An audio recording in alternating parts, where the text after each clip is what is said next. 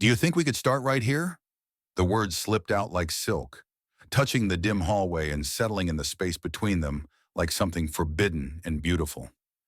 Dante Carter froze, his mop halfway across the polished tiles. His grip on the handle tightened. He hadn't expected her. Tonight hadn't expected this. Maya Williams stood barefoot in the open doorway of her office, framed in warm amber light and silence. She wore a midnight blue dress, clinging, soft as breath, following every line of her body as if it had been made just for her.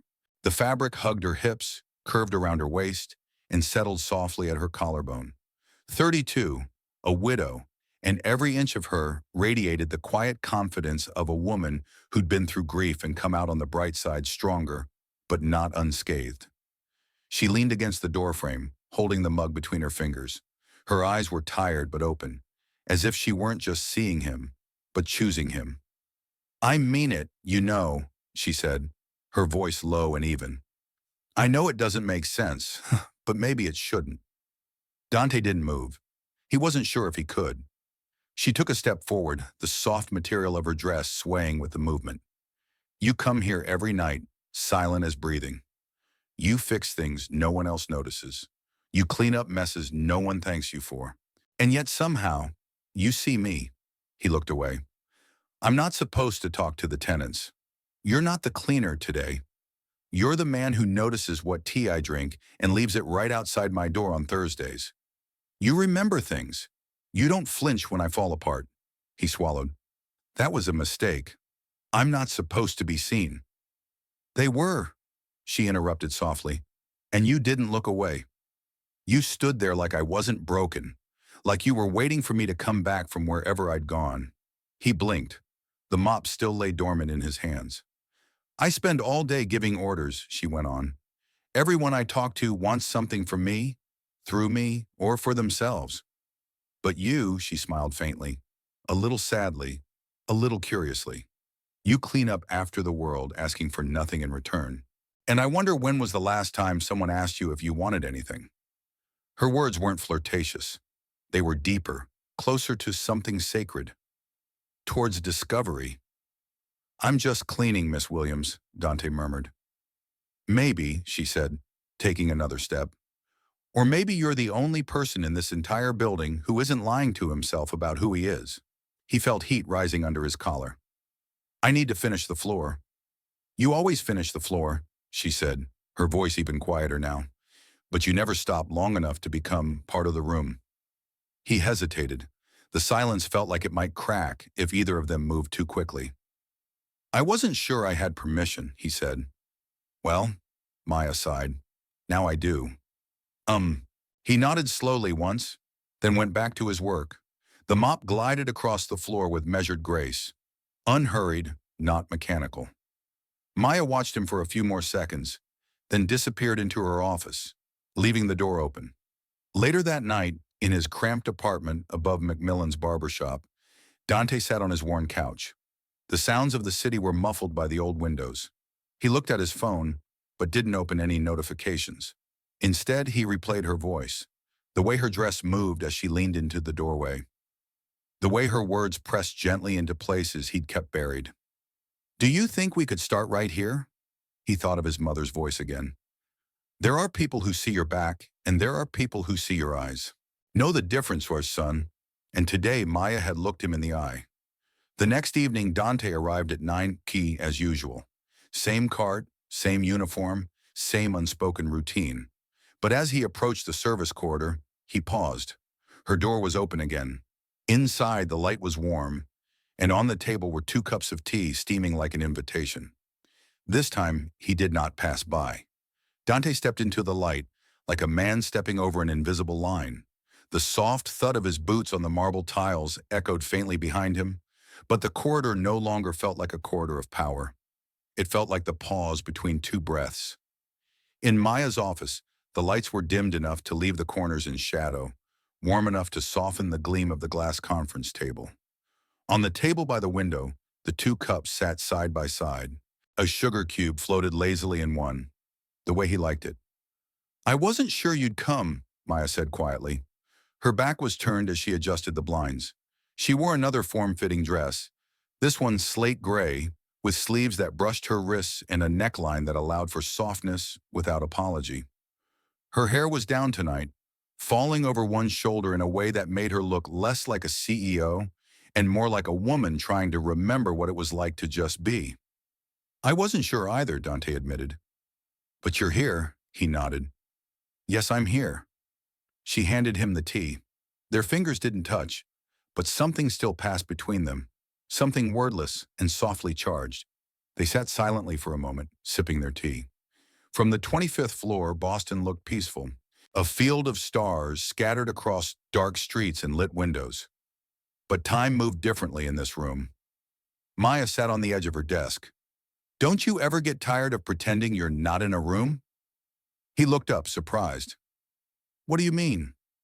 You're careful, Dante. Every move, every word, like you're always measuring how much space you're allowed to take up.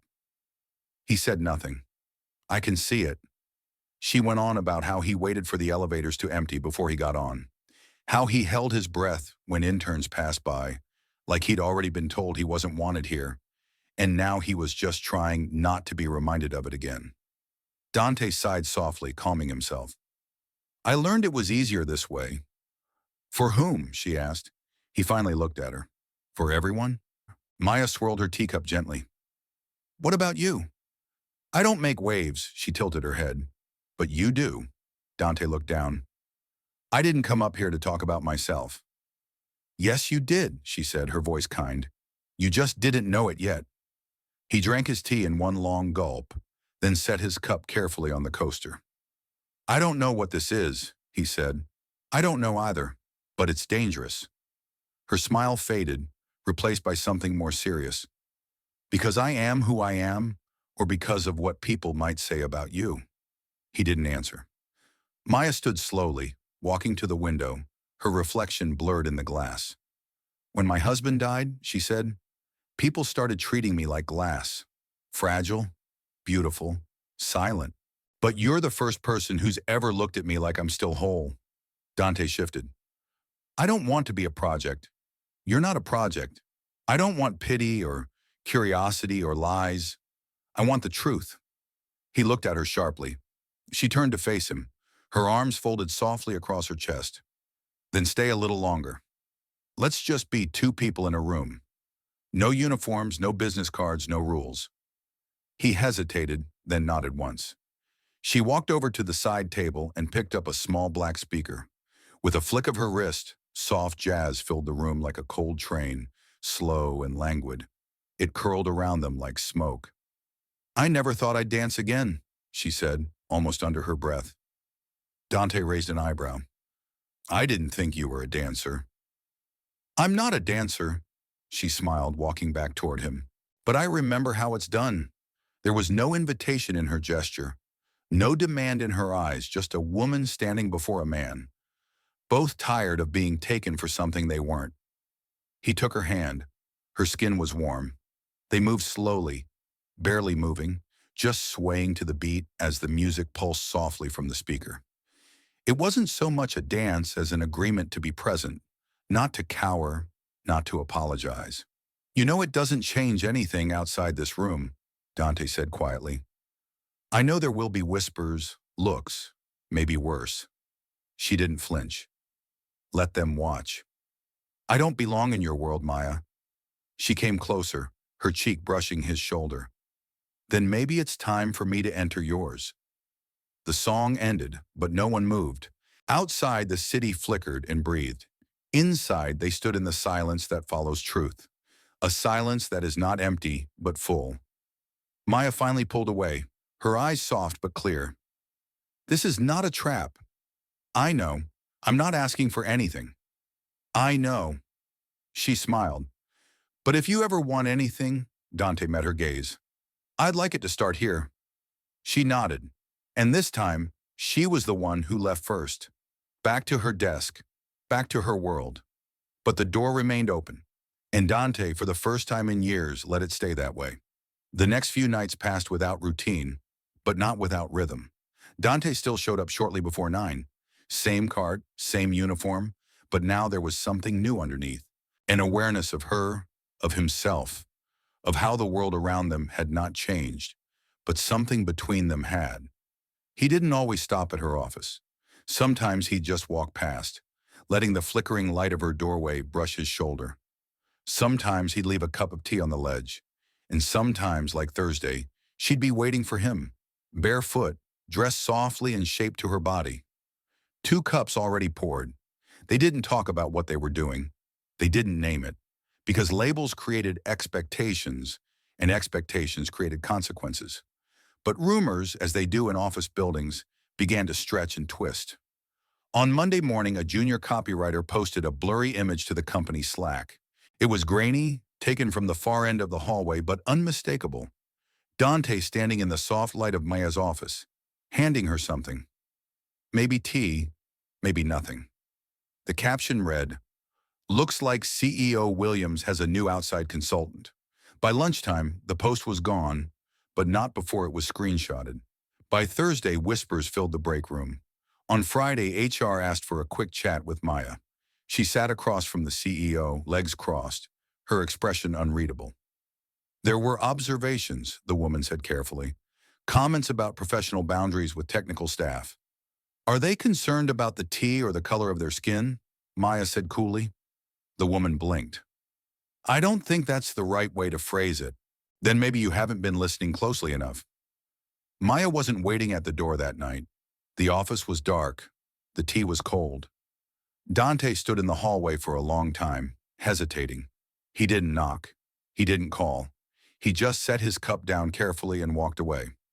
2 nights later, he was in a laundromat on Tumont, carefully folding shirts, when his phone vibrated. An unknown number. He paused, then answered. "You don't pick up unknown numbers, do you?" Maya's voice was tired but even. "Depends on the night." "Well, I could use some company tonight. And I don't just mean your mop." Dante smiled faintly. "I'm off duty." "I'm not." Then there was a pause. The front door was open. Her apartment was not what he expected. It wasn't sleek and glassy like her office.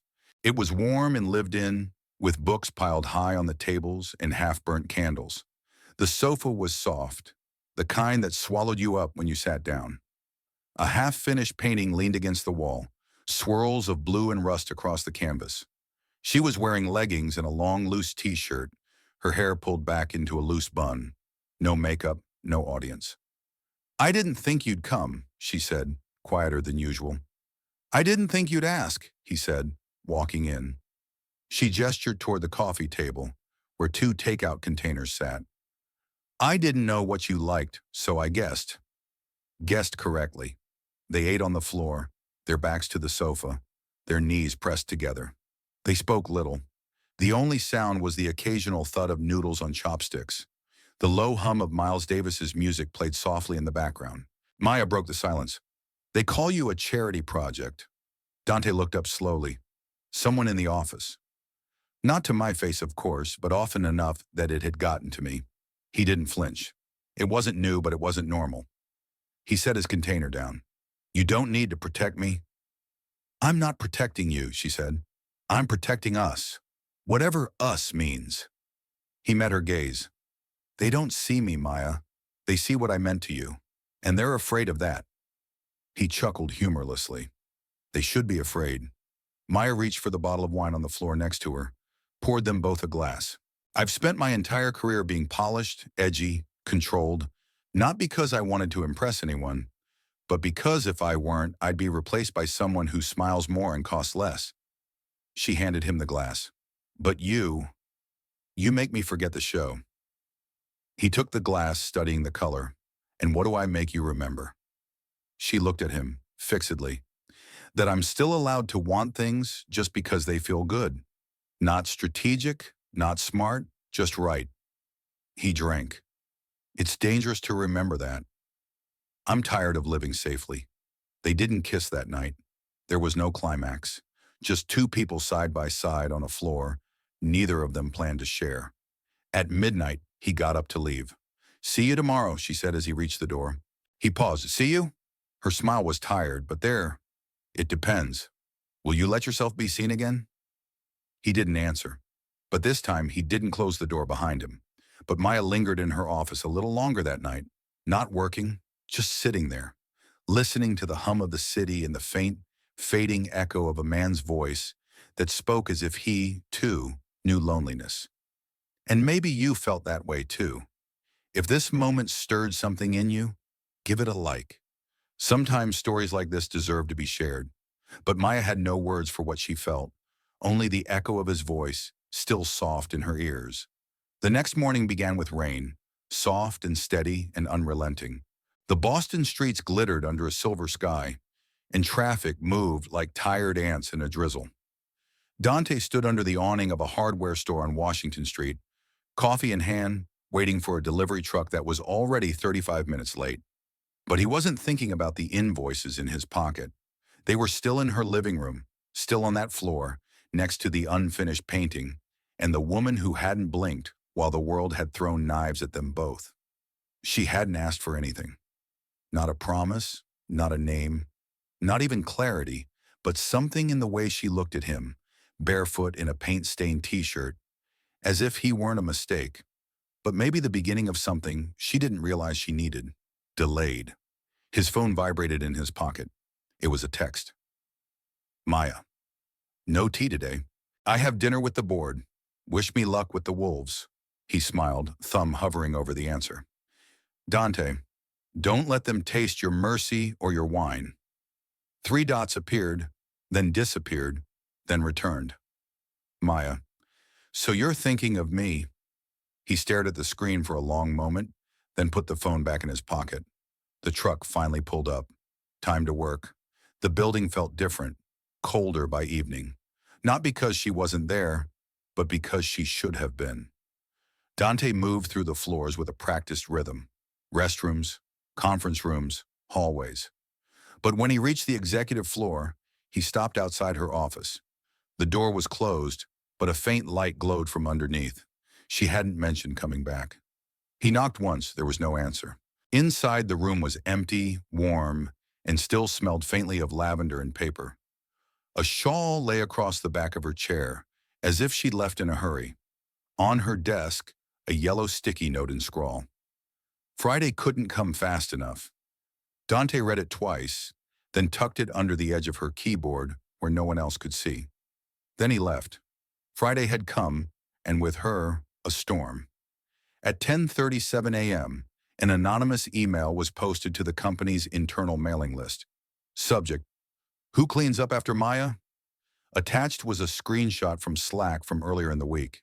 Dante at the door of her office, and 2 blurry photos that someone had clearly taken from street level. Him entering her home late at night, her hand lightly on his shoulder. The message was short, laced with venom. Nepotism, or just bad taste. The office was buzzing like a disturbed beehive. Maya found out while standing in front of her team, presenting a rebranding proposal for a major client. Her assistant shoved the phone into her hand. She read the message once, then again, and didn't flinch. She closed her laptop. Let's take a 10-minute break, guys. Then she walked out. Dante was under the sink in the old church on Mont when his phone rang. He mostly ignored it, but when he saw her name, he answered. Did you see that? She asked. Yeah, they call it inappropriate. HR says it's an accountability issue. Dante hunkered down. You want me to stay away? I want you to decide if that's what you want. He didn't answer right away. Look, she said, her voice lower, rougher. I know this isn't what you signed up for. I know it's dirty, but I also know I haven't felt this honest in years. I'm not ashamed, he said simply. I know you're not ashamed, but I don't want you to pay the price alone. Then don't disappear. I won't. A pause, then she added, but if you change your mind, if it gets too loud. I've lived in noise, Maya, he said, but I've never had anyone worth listening to over it. He didn't take the service elevator that night. He walked through the main lobby, past the stunned receptionist, and into the executive wing like he belonged there. Because maybe, just maybe, he did. The office door was open. She was standing by the window, her jacket thrown over a chair, her hair down. Soft jazz music was playing from the corner. He said nothing. She didn't turn around. Then, without turning around, she spoke. They want me to make a statement, to fight back, to apologize. She nodded. Maybe to step away for a while. And I told them no. Now she turned. I'm not backing down. Not from my work, not from you. Dante stood still. This is a big step. Like you walking in here with your head held high. He exhaled slowly. So what now? She came closer, stopping inches from him. There was the same fire in her eyes he'd seen that night in her apartment. Not wild, not reckless, but steady, earned. Now, she said, we stand and we don't hide. He searched her face. Are you sure? I was hiding long before you showed up, Dante. You didn't start the storm. You just made me stop pretending it wasn't raining. For a long moment, neither of them moved. Then he reached out for her hand. She took it. No more shadows, no more silent hallways, just two people determined to be seen together. It had started with whispers. A client had called to reschedule a presentation meeting. Then another had postponed a quarterly review. And by the end of the week, one of their long-term clients had quietly moved their design contract to another agency in Cambridge. No explanation, no accusations, just silence masquerading as professionalism. Maya sat in her office, shoulders tense, eyes scanning the latest figures from finance. 3 lines of red where there had been green. A polite note from the board. We support you, but we need to be discreet. Code, of course, for fix it or disappear. Dante didn't know any of this until Friday night. He found her sitting cross-legged on the office sofa, her heels off, one leg tucked under the other. The room was lit only by the soft hum of the city through the windows, and an untouched cup of tea sat on the table next to her. She didn't look up when he entered. They're backing down, she said sharply, one by one. Because of me? No, she said quickly. Because of us, because it makes them uncomfortable. He came closer. You're not thinking of giving up, are you? She looked at him, then really looked at him. Do I look like someone who would back down? He sat down next to her. No, but you look tired. I'm tired, she admitted, her voice barely a whisper. Not from work, but from pretense. I had spent years building a reputation that was supposed to protect me. It turned out to be just a pretty cage. He reached out, took her hand gently. Then maybe it was time to stop playing to an audience that only applauded when it suited them. She leaned against him, resting her head on his shoulder. How do you stay calm? I can't, he said. I've just learned to be still in the middle of the noise. They sat like that for a long time. Outside, the wind picked up, tapping on the windows like fingers drumming, demanding attention. Inside, they didn't move, didn't speak, just existed in the same space, breathing together. Eventually, Maya pulled away, her expression more determined than tired. I'm writing a letter, she said. A public one. He raised an eyebrow. An open letter, then? She nodded. To those who think they can define me, you, and what this is. Dante said nothing at first. Then, are you sure? I've never been. He nodded. Then say what you need to say, but don't do it for me. She looked up, confused. What do you mean? Do it because you're done cowering, not because you're trying to save me. I don't need saving, Maya. I just want to stand here. A small smile played at the corner of her lips. Then let's stand. 2 days later, the letter was published. It wasn't dramatic. It wasn't long. Just 1 page. Simple font, signed with her name. Some would call it a rebellion, but a rebellion implies chaos. We're building something else. Structure, honesty, courage. If the sight of a black man next to a white woman still elicits outrage in 2025, maybe it's not the couple. Maybe it's the lens we still refuse to wipe clean. The post went viral in less than an hour. Local blogs picked it up, then design magazines. Then a late-night talk show host quoted it on air. And with that, the story changed. They were no longer a scandal. They were a statement. Of course, not everyone was jubilant. One afternoon, Dante arrived at a Beacon Hill property, scheduled to rewire an old cobblestone. The owner, a sharp-faced woman in pearls and a pressed suit, answered the door with her lips pressed tightly together and her arms folded. Are you from Carter Works? She asked. Yes, ma'am, he replied evenly. She looked at him. You're the one in the article. He said nothing. She turned slightly, just enough for him to hear her say into the phone, "He's here." "I told you she was making a fool of herself." Still, he did the work, fixed the panel, checked the circuit breakers, left the bill on the counter, and when she refused to meet his eyes as he left, he didn't flinch. Back in his truck, he saw a text from Maya. "Lunch at the studio. Come with paints in hand." He met her that day at the new space she'd rented, a small shop downtown. One half was already set up for her design firm. The other side was damp and open, with packing material on the floor and canvases leaning against the walls. He walked in, wiping sweat from his brow. "Are you sure about this?" She smirked. "I didn't buy this to hide. I bought this so we could build something real." He looked at the walls, then at her. "You're really not scared?" "I'm terrified," she said. "But I'd rather be terrified building something real than be comfortable living a lie." He looked around. Then he looked at his hands, rough and calloused and stained with work. Then he smiled. "Okay, then. Let's build." And somewhere between the paint and the plans, between the brushes and the wires, between the silence they'd sat in before and the laughter they'd begun to share, they began to lay the foundation for something that might actually last. The weeks that followed unfolded not like a storm, but like rain that refused to stop. Quiet, persistent, capable of remaking everything over time. Carter Works and Maya's design studio occupied adjacent spaces. On one side, tools, fuse diagrams, the smell of sawdust. On the other, palettes, paintbrushes, and a wall slowly filling with paintings that looked like they were breathing. The sign above the door read, simple and bold, Williams and Carter Studio. They didn't have a grand opening. Instead, they started small. A handwritten note tacked to the window of a nearby cafe.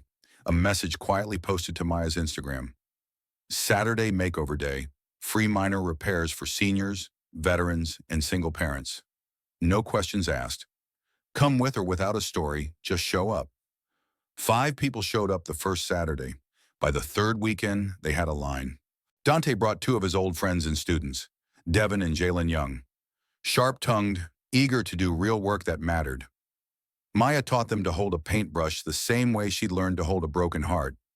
Firm, honest, unwavering. Their space began to change too. A mural, sketched by Maya and painted by kids in the neighborhood, appeared on the inside wall. It depicted 2 hands, one dark, one light, building a bridge out of debris and bolts and bright light. No captions, just colors. One night, as Dante was closing the garage door, Maya handed him a sandwich wrapped in brown paper and a cold root beer. "You always feed the team," he teased. "You're not the team," she said, then added, "Your foundation." He laughed softly. "That sounds heavier than I'm used to." She leaned against the doorway next to him. "You carry weight like it's oxygen." He took a bite, chewed thoughtfully, then asked, "Do you ever think we're moving too fast?" She didn't answer right away. Then, "Every day. But I've also learned that if you wait for permission to be who you are, you'll die without saying what you want to say." He looked at her. "You're starting to talk in poetry again." She grinned. Occupational hazard. They didn't go home that night. Instead, they sat on the studio floor long after the lights went out, sharing stories they didn't tell many people. Dante told her about the time his mother taught him how to resolder a light bulb after their landlord refused to fix the lights in their apartment. He was 10. She said, "You erase darkness by touching it, son, not by waiting for someone else to do it." And Maya told him about the gallery that had once told her she was too urban for their tastes, right after offering to buy her painting at a discount if she took her name off the table. They hadn't kissed, but they didn't need to.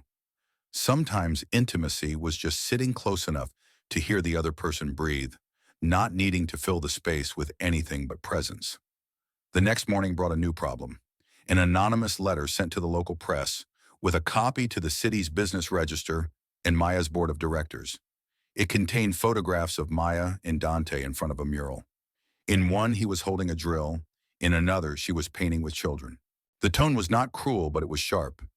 Is this the image Williams and Carter wanted? Charity as brand, romance as rebellion? Should professionalism give way to performance? Maya read silently, her jaw clenched. Dante glanced over her shoulder, reading the words like bullets. They are trying to make judgment and concern look decency. So be it. I can make a statement, he said, or I can step back. Give this room a chance to breathe. She turned to him. Don't you dare. He blinked. She stepped forward. Don't you dare let them silence us. This isn't about photography.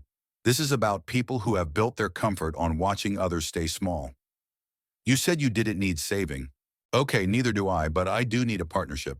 And partners don't hide. He exhaled slowly.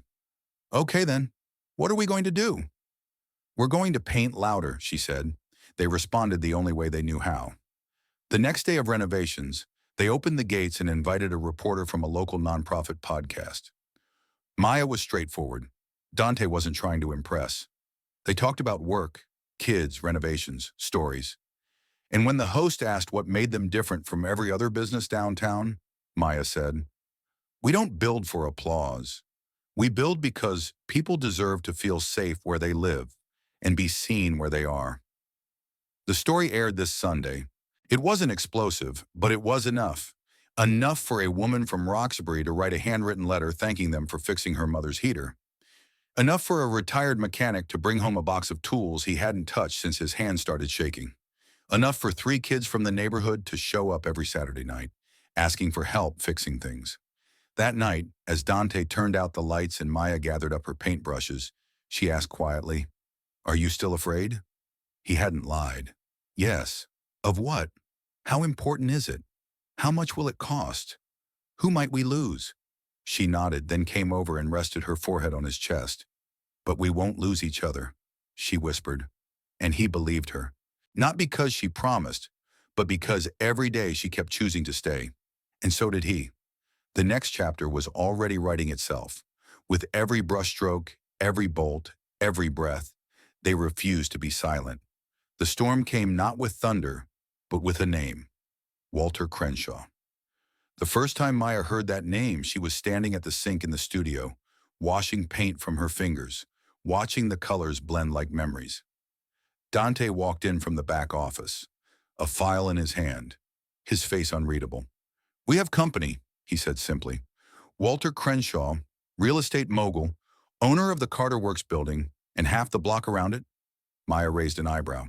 "And he's offering to buy us out. Says we're sitting on prime commercial space, wants to enhance the area." Dante made air quotes with his fingers, smiling bitterly.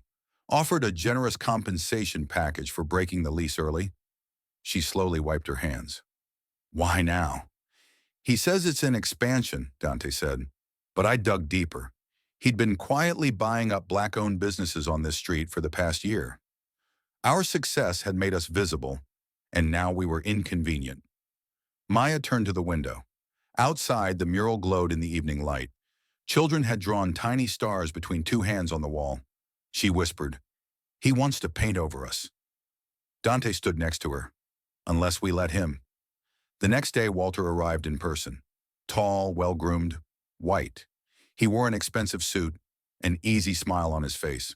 His assistant, a young woman who barely made eye contact, trudged behind him, scribbling on a clipboard. Maya met him at the studio door, dressed in overalls, paint still wet on her cheekbone. "I don't wear suits on weekdays," she said sharply. He laughed as if she were joking. "Ms. Williams, you're a very talented woman, and frankly, this community is lucky to have you, but you need to think bigger. Imagine what this could be. A flagship art space in one of my new complexes. Your name on the posters. With the right support, you could do more than murals." "I don't want my name on the posters," she said. "I want the kids on this street to know that Hans's black hand can create beauty that doesn't need permission." Walter's smile faltered for the first time. Dante emerged from the wings. No smile, just a presence. Walter straightened. "Oh, Mr. Carter, still tinkering? I can see it. I fix things," Dante said calmly. "And I know rot when I smell it." Walter clapped his hands. "Well, I see where this is going. But I warn you both, real estate is a machine. Sentimentality doesn't slow it down. If you're still here in 30 days, you're here illegally." He turned on his heel and walked away. The silence that followed was heavier than drywall. Dante paced. He's not bluffing. No, Maya agreed, but he's betting we'll go along with it. That night they sat on the roof of the building, their knees touching, neither speaking much. Then Maya broke the silence. Have you ever lost something you fought for? Dante nodded slowly. Yes, my mother's house. After she died, the city sold it for unpaid taxes. She lived there for 38 years. Maya closed her eyes. I won't let that happen here. Neither will I, Dante replied. The next morning she showed up at City Hall, but she wasn't alone. She was accompanied by 6 elders from the neighborhood, 2 veterans of the Fix-It crew, and Miss Eleanor, an 81-year-old woman with a sharp eye and an even sharper tongue, who rolled right up to the permit stand and announced, "This is a protest. We brought snacks." They had filed a petition for historic designation, using the mural as a cultural asset to the community. They submitted statements from local children, seniors, veterans, small business owners, each testifying to what the studio had become. Not a brand, but a home, a hope. Walter responded with lawyers. They responded with people. A week later, the podcast host was back, this time with a documentary crew. The local news station ran the story, the studio that refused to go away. And then one evening, Maya walked out to the back and found Dante at the loading dock, clutching a letter. They froze our account, he said. Pending investigation, false safety claims, zoning violation nonsense. Maya took the paper from him, scanned it, her jaw set. This is war, she said. Dante nodded. And this is just the beginning. But she was not afraid. She walked up to him, placed her hand on his chest, right where his heartbeat still beat strong and steady. They want to bury us, she said quietly, but they don't know where the roots are. They stood there as the night fell, not speaking, not retreating, just breathing in unison. And in the silence between them, something ancient passed. Not just love, not just determination, but legacy. The next chapter would not be about protection. It would be about defiance. It would be about standing not as victims, but as witnesses. Witnesses to their own worth, to each other's courage, and to the truth that no name, no suit, no threat could erase what had been built with open hands, honest labor, and uncompromising love. The dawn was gray and cold. Maya stood before the mural, her arms crossed, her sweatshirt pulled tight against the morning chill, her breath curling in the air. Behind her, the studio was dark, closed until further notice under what was called a city order. But the mural was still ablaze with color, still showing 2 hands, one dark, one light, reaching toward each other. Still whispering to the neighborhood, "We're still here." Footsteps approached, heavy boots on the sidewalk. Dante joined her, carrying 2 styrofoam coffees, steam rising like prayers. He handed her one without a word. They stood shoulder to shoulder for a long time. They scheduled a hearing for Friday, he finally said. Maya took a sip, her eyes fixed on the paint-stained wall. "Are you ready?" "I was born ready," Dante muttered. "But we're outnumbered. He's got lawyers with last names longer than our lease." "I know," she said. "So we're not going to fight him alone." By midday, the studio's tiny back alley was packed. Kids, neighbors, veterans, local teachers, and retired mail carriers. Even a shy hairdresser from down the street had brought folding chairs and was handing out water. They weren't protesting. They were simply witnessing by their presence. Miss Eleanor rolled up, wearing a black beret and an old button from the March on Washington. "My bones may be brittle," she said, "but I'm still fighting for justice." Someone brought paint. A blank wooden panel set against the fence of the studio, and people began adding brushstrokes of memory to it. A child drew his grandmother's rocking chair. Another drew his father's welding gloves. An older man drew his first warship, sailing on blue waves. No one was directing them. It just happened. Maya stepped back and watched the collage grow. Her eyes stung. Then a familiar voice spoke from behind her. Deep, warm, smooth. "I spent 10 years cleaning offices that no one paid attention to," Dante told the small crowd. "I used to walk past this mural after midnight, thinking no one knew it was there. Then one night she left the light on." He turned slightly toward Maya, "And I knew it wasn't the paint. The thing is, she saw it when she made it. The crowd fell silent. Maya looked down, resigned, then stepped forward. There's power in making something with your own hands, and she said, but there's even more power in saying no when someone tries to take it away. The moment hung in the air like a spark. Then someone clapped, then another. Soon the entire alley was thundering with applause. Not the loud, intrusive kind, but the confident kind. The kind that said, "We're with you." But the storm didn't pass. That night, Maya found an ordinary envelope slid under her apartment door. No return address. Inside, 3 printed photographs. One of her, walking home alone late at night. One of Dante locking the studio gate. One of the mural half painted over with black paint. No note, just proof. She dropped the envelope on the kitchen table and sat up slowly, her hands shaking. Dante was at her door 15 minutes later, out of breath. "I got the same envelope." They sat in silence, looking at the photographs. Fear curled around their ribs like smoke. Not the kind that screamed, but the kind that whispered. "We're being watched. Whoever sent this knows where we live," Maya said quietly. "They want us to be afraid," Dante said. "It works." He took her hand. "Only if we let it." She didn't sleep that night. Instead, she took out a notebook and began writing. Not a manifesto, not a press statement, but a list. Names.